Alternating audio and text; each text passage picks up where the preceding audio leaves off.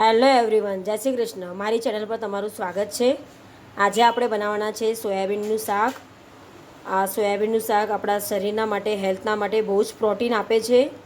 તો જે લોકો નોનવેજ નહીં ખાતા હશે, જે લોકો વેજ ખાતા હશે, તેને આ સોયાબીન ખાવું જોઈએ. તેનાથી આપણા શરીરમાં પ્રોટીન મળે છે. તો અહીં મેં 100 ગ્રામ સોયાબીન પલાળીને રાખેલા છે.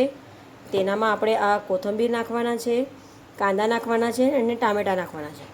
અહીંયા જોઈ શકીએ છીએ એક તપેલી લીધી છે. તપેલીમાં તેલ ઓલમોસ્ટ ગરમ થઈ ગયું છે. એમાં થોડું જીરું નાખીશું. એના પછી આપણે કાંદા ઉમેરવાના છે.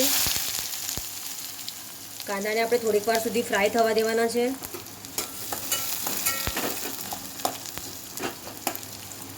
આપણે જોઈ શકીએ છીએ આપણે આ જે સોયાબીન વડી છે એ આપણે આ એકદમ સ્મોલ સાઇઝની લીધી છે.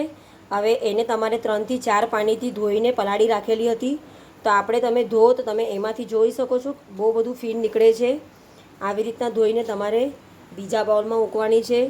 મિનિમમ તમારે આ વડીને 3 થી 4 પાણીથી ધોઈને પછી યુઝ કરવાની છે. કેમ કે આપણે ધોયા વગર જો વડી યુઝ કરીશું તો એનો ટેસ્ટ આપણે ગમશે નહીં. જોઈ શકીએ છીએ અહીંયા એક મેં ચાળણાની અંદર આ સોયાબીનને ધોઈને રાખેલા છે. તમે જોઈ શકો ઓલમોસ્ટ આમાંથી બધું પાણી મેં કાઢી નાખ્યું છે. તમારે ઓલમોસ્ટ આવી રીતના 3-4 પાણીથી બધા આમ નીચવીને પાણી કાઢી રાખવાનું છે ને પછી આપણે એનું શાક બનાવીશું.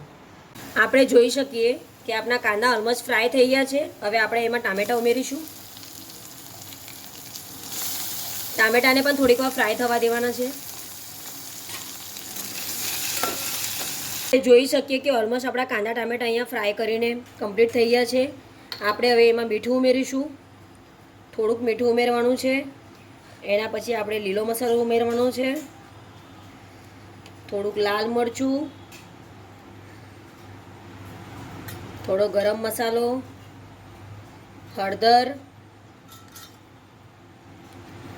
થોડો ધાણાનો ભૂકો નાખીશું ને થોડો એવરેસ્ટનો પાવભાજી મસાલો આપણે એમાં ઉમેરીશું.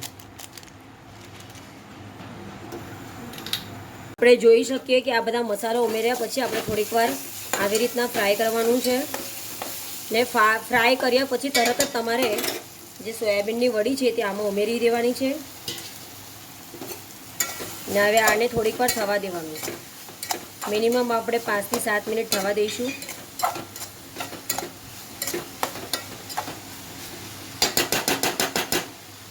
ને ઉપરથી કોરિએન્ડર નાખીશું. જોઈ શકીએ છીએ આપણી સોયાબીનનું શાક રેડી થઈ ગયું છે. ને આજનો મારો આ વિડીયો તમને ગમ્યો હશે તો મારી ચેનલને લાઇક, શેર, સબસ્ક્રાઈબ જરૂર કરજો. Good bye.